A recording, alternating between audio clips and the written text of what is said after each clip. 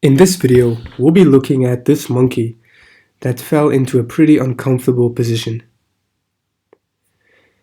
Also, we'll be doing some questions, some multiple choice questions on the topic of meiosis and also trisomy 21 and non-disjunction, because all of these are related to meiosis. So let's get into it.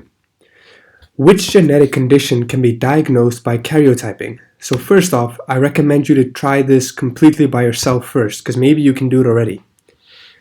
So the answer for this one is trisomy 21, A, because we know a karyotype is this diagram, right? Is this kind of diagram. And a karyotype shows us the chromosomes that our cells have, the amount of chromosomes our cells have. So humans have 23 pairs, so 1 pair, 2 pair, until the 23rd pair. So total, we have 46 chromosomes, because each pair has 2 chromosomes. Now, we can easily see if something is wrong, because for example, right here, on the 21st chromosome, there's 3 chromosomes instead of 2. This is not normal. And we know if there's 3 chromosomes on the 21st chromosome pair, that means this person has trisomy 21. Trisomy means 3. So trisomy, so he has 3 chromosomes on the 21st chromosome pair. So therefore, we can diagnose trisomy 21 from a karyotype. By the way, a synonym for trisomy 21 is Down syndrome. Trisomy 21 is Down syndrome. So Down syndrome is only called Down syndrome when there are 3 chromosomes on the 21st chromosome. If there are 3 chromosomes on, for example, the 20th or the 10th or any of the other ones, it is not called Down syndrome, okay? Then it would be called trisomy 11 or trisomy 10 or some other disease name, okay? So only if it happens on 21st chromosome, it's called Down syndrome. And yeah, people with Down syndrome, many of us know already, have features like this little girl here. And actually 50% of them have this line across their palm of their forearm, across their palm. But this is not always the case, so only sometimes. Even some normal people, people who don't have Down syndrome may actually have this line, so it doesn't mean anything definitively. So we know now it's trisomy 21, but why not the rest? To be sure of your answer, you should always try and eliminate the rest if you have time. So the reason why it's not B, C, or D is for the same reason, because these 3 are diseases that are caused by a single gene or single base mutation. We know that chromosomes are made up of a super long coil of DNA.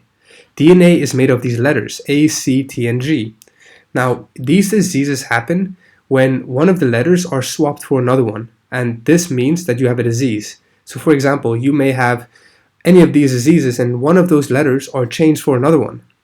But we can't see that on a karyotype, because a karyotype is too big. It only shows chromosomes. It doesn't show the specific pieces or the small pieces of DNA. So we won't be able to tell a person, because they will actually look normal, because they will have all the normal amount of chromosomes, but they might have a problem on chromosome 3 or 10 or any of the other ones on such a small level that we can't see it. So that's why it's not B, C, or D, and only trisomy 21. So technically, karyotypes are very good at diagnosing chromosome problems. So having an extra chromosome, a missing chromosome, a chromosome that was cut in half, issues like that, okay? So let's get on to the next one. Again, give it a go by yourself first. So this one may confuse a lot of people, because when you look at this, it looks different already. It looks like a really weird karyogram, right? Because when we look at this one, we notice there's 23 pairs. So 1, 2, and now we look here, and on number 1, there's 2 pairs. What? That's so confusing. Like there's double the amount of DNA. Why is this? Is this normal? The answer is this is normal. So this is what we have in every single one of our cells almost all the time. But sometimes our cells need to duplicate, right? They need to double their DNA so that they can split and form 2 separate cells with normal amount of DNA. Because if they just split straight away, then the 2 cells that are formed will have half the amount of DNA. Okay, we don't want that. When our cells duplicate and split, we want each cell to have the normal amount of DNA. So, first off, some of the cells will sometimes duplicate their DNA before they split. So this karyogram is formed when a cell had just duplicated its DNA. So it's got 2 chromosomes of 1 and 2 chromosomes of 2. So it duplicated its DNA. But it's still useful because we can still see if any of the chromosomes are more than more than normal. Okay, so let's look. We can see 1 is normal because the DNA is duplicated, so it's still normal because all the other ones also have doubled DNA, except 1. When we see 20, we can see there's 3, and that's not normal. It should, even though it's duplicated, it shouldn't have 3. It should only have 2 copies. So 20 has 3, but it's not happening on the 21st chromosome. We know if it happens on the 21st chromosome, we can call it Down syndrome. But this is not the 21st chromosome pair, so we cannot call it Down syndrome. So automatically we can eliminate C or D. So just like that, we can eliminate C or D. Now the next question is, what is non-disjunction? Because we know it's A or B, but to be honest with you, you don't even need to know what non-disjunction is. I'll explain it just now, but we don't need to know it. Because if you can tell if this person is male or female, you'll know whether it's A or B. So is it male or female? We can see one X chromosome pair and one Y chromosome pair. So XY is male. So without even knowing what non-disjunction is, we were able to tell that this answer is A. Okay, because we know it can't be Down syndrome. So what is non-disjunction? It's real simple. Non-disjunction is when chromosomes fail to separate properly in meiosis. So you will form a cell that has too many chromosomes or too little chromosomes. So non-disjunction can lead to Down syndrome because Down syndrome happens when there's an extra 21st chromosome. So that extra chromosome didn't go to the other cell, it stayed with this cell. So you have an extra chromosome. So non-disjunction can lead to many diseases depending on where it happens. If non-disjunction happens with the 21st chromosome, it's called Down syndrome. If non-disjunction happens on another chromosome, it's called another name. So, therefore, because there's 3 here on the 20th chromosome, we can still call it non-disjunction. Because Down syndrome is technically also non-disjunction. It's just a specific one. And we know it's male, so definitely it's A. But if you try your best to understand what I meant by this diagram having double the amount of chromosomes, it's just when it's duplicating. Okay, it's still normal. But typically, this is the one you'll see most of the time. 99% of the time, your teachers will use this diagram, not the duplicated version. Okay. Next one. Try it by yourself first. So, during which phase of the first division of meiosis can non-disjunction take place? And what structure is affected by non-disjunction? So this may be seem like a really complicated question, and it is a bit more difficult than the rest. So let's break it down slowly. We know what non-disjunction is, right? So I'll show you here again. Non-disjunction is a scenario like this. Let's go here. Where during a specific phase, the DNA, when it's replicating and it's about to split apart to form 2 cells, the DNA doesn't split evenly. So, for example, in this scenario, the red chromosome was supposed to go to this cell, and the other red chromosome was supposed to go to this cell. But it didn't split properly, so both of them went to one cell. So this is called non-disjunction. It can happen in this scenario, or, so basically you form 2 cells, one with a complete missing chromosome and one with a completely extra one.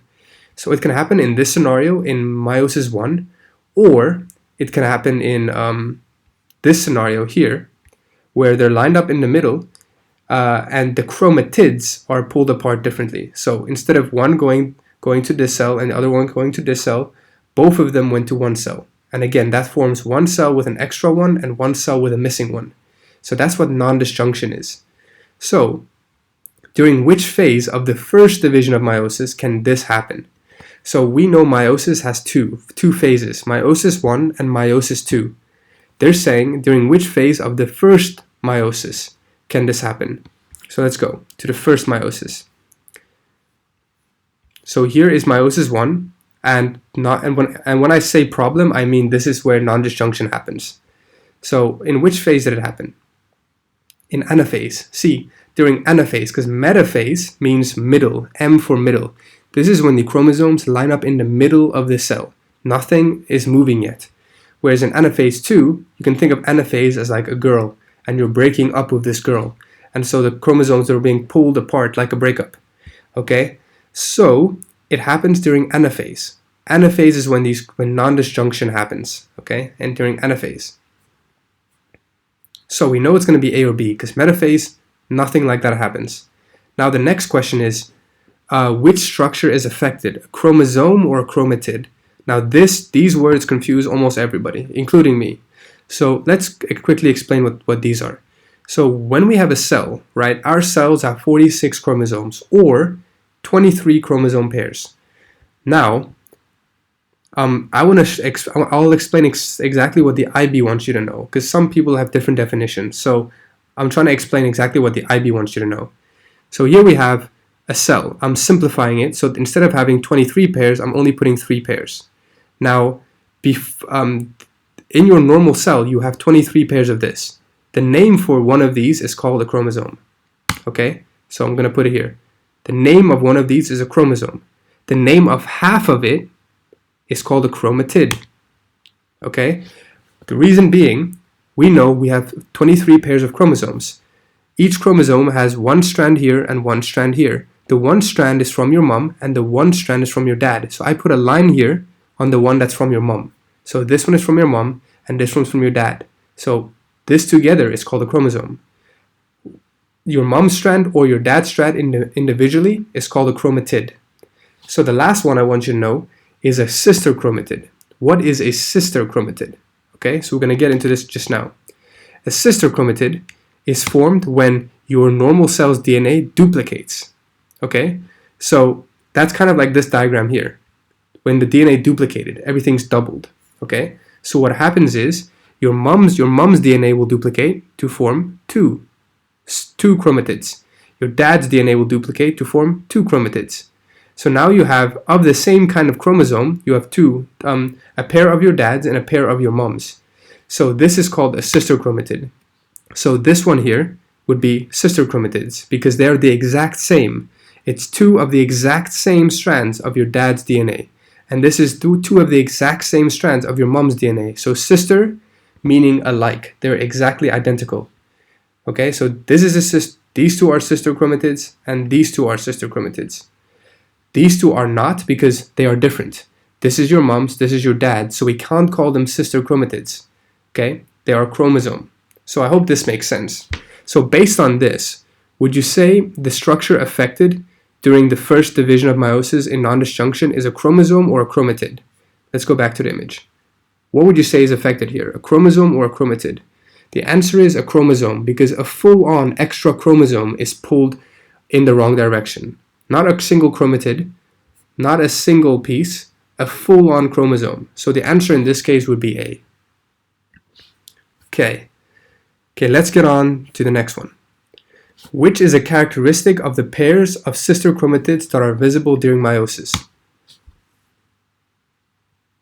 Okay, so we know sister chromatids, these, are formed before meiosis during a phase called interphase, when the DNA duplicates. So, which one would be true? They result from the replication of DNA before meiosis. That's true. They come from, these sister chromatids don't exist until the original DNA is duplicated in a phase called interphase before meiosis. Okay, so this is true. Now, why not B? They are only present in meiosis 1. They are not only present in meiosis 1. Sister chromatids can also exist in mitosis, because in mitosis, this exact step also happens. Before mitosis, interphase happens to duplicate the DNA to form sister chromatids. So this is not true because it also happens in mitosis. Okay, why not C? They split apart during metaphase 1 in meiosis. That's not true. The sister chromatids are pulled apart during, let me show you. Here. Oh yeah, here we have it. The sister chromatids, they are pulled apart during anaphase 1, not metaphase 1. Metaphase 1, nothing is being pulled apart. It's the breakup phase, the ana, the girl phase. Okay. So why not D? They're only present in meiosis II. So they are not present in meiosis II. Sister chromatids are only present in meiosis I, because by the time the cells, the DNA is divided and everything by meiosis II, the DNA is mixed up and everything. It is not anymore identical. So we can't call them sister chromatids anymore. A lot of things happened, like crossing over, independent assortment. A lot of things happen to the chromosomes, so they're not anymore identical. So for example here, so right now you can see here a lot of crossing over and things happen. But if you don't understand what I mean by this, make sure to watch a video I made on meiosis, because I don't want to use this video to explain in detail, because it's just a question video. So that's why it's A. Okay, so here we go for the last one. What event occurs only in meiosis? Is it A, fusion of gametes to produce genetic variation? No, this is called fertilization, when the sperm and the egg meets. Meiosis is the process that makes the sperm and the egg. It is not the process that makes the sperm and the egg fuse together. Okay? So that process is called fertilization. Meiosis only makes the eggs and the sperm. So B, random separation of chromatids. This does happen. Chromatids do separate. So remember chromatids, it's these.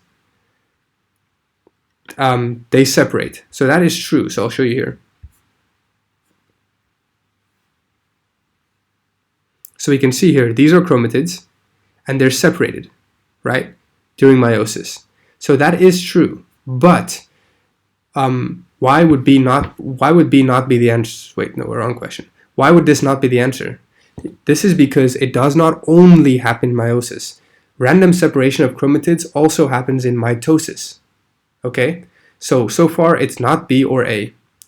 What about C? Random separation of homologous chromosomes. So we know this happens. Here we have homologous chromosomes. In other words, two separate chromosome pairs. That's what homologous means. Two separate chromosome pairs. One pair, two pair. One pair, two pair. One pair, two pair. The separation of these chromosomes does happen in meiosis. And this process does not happen in mitosis. Mitosis only separates chromatids, not homologous chromosomes. So therefore, this process only happens in meiosis. What about this last one? Replication of chromosomes. So chromosomes are not replicated in meiosis. It happens in the phase right before meiosis, called interphase. Because meiosis consists of prophase 1, metaphase 1, anaphase 1, and telophase 1. And then the same thing, but prophase 2, metaphase 2, and so on. So interphase is where it replicates, and this happens before meiosis. Therefore, D cannot be the answer. So it must be C. Okay, so I hope these questions made sense as much as possible. Again, if you don't understand, because it's hard to make these videos and try and explain everything, just because I make specific videos for those. So the purpose of these is just to go over some important multiple choice questions that you might see on the test. So if you don't understand anything, make sure to watch videos to understand it first.